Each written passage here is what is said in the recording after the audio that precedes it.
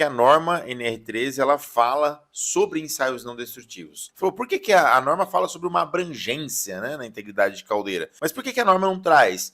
Executa lá ensaio de metalografia, análise metalográfica, dureza, executar ensaio de ultrassom na solda. Por que a norma não traz esses itens? E ela deixa a critério do profissional habilitado, né? Cara, não dá para exigir, e a norma ela é uma norma geral. Alguns equipamentos não têm essa necessidade, nem no código de projeto vai pedir. Então, existem algumas tubulações, por exemplo, vou dar um exemplo aqui de algo que a gente passou recentemente.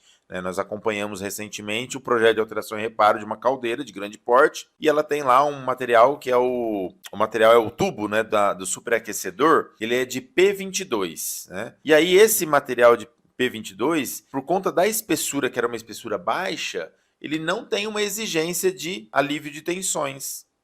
Alívio de tensões após a soldagem. Mas e aí, se ele não tem exigência, quando ele terá acima de X espessura, sei lá, acima de 16 milímetros de espessura, esse material vai exigir, então, um alívio de tensões, coisa que não exigiu. Agora, isso está no código ASME, no código de projeto. Como que a norma NR13 colocaria isso, por exemplo? A norma ficaria maior do que o ASME, se ela começar a colocar o que deve ser executado. O que o profissional, então, habilitado, ele deve entender? A norma NR13, ela não fala nada sobre ensaios não destrutivos. Ela não fala sobre medição de espessura, ela não fala sobre visual, não fala nada.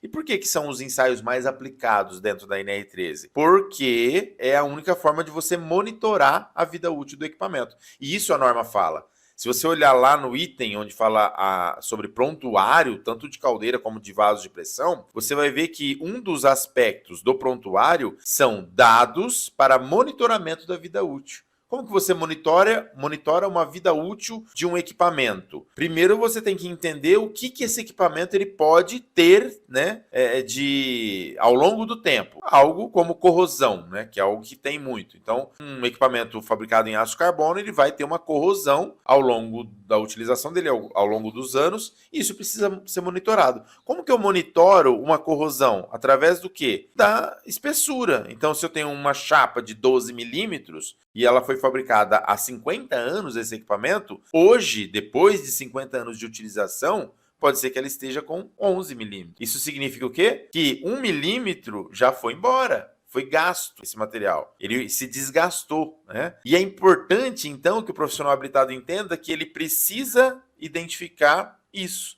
monitorar a vida útil dos equipamentos. Através de um ensaio, medição de espessura, por exemplo, ele consegue fazer isso. Qual outro ensaio? Visual apenas daria? Não. Se eu olhar numa chapa, eu olhar num equipamento, como que eu vou saber qual que é a espessura dele para monitorar essa vida útil? Só olhando, não consigo. Então eu preciso aplicar um ensaio. O ensaio mais aplicado hoje é o ensaio de ultrassom, medição de espessura. Mas aí, o que mais que a norma fala? A única coisa que a norma traz, o único teste que a norma fala é o teste hidrostático. Fala que ela tem que ser lá no item, na fabricação do equipamento. Então, fabricou o equipamento, faz o TH, depois não precisa mais, ok? Só isso, a norma não traz mais nenhuma informação. Tudo é a critério do profissional habilitado. Viu a importância, então, do profissional habilitado ser um especialista e entender o passo a passo? É por isso que tem que se especializar, para entender e aplicar corretamente, né, os ensaios que vão realmente trazer uma segurança maior para você. Manter o equipamento seguro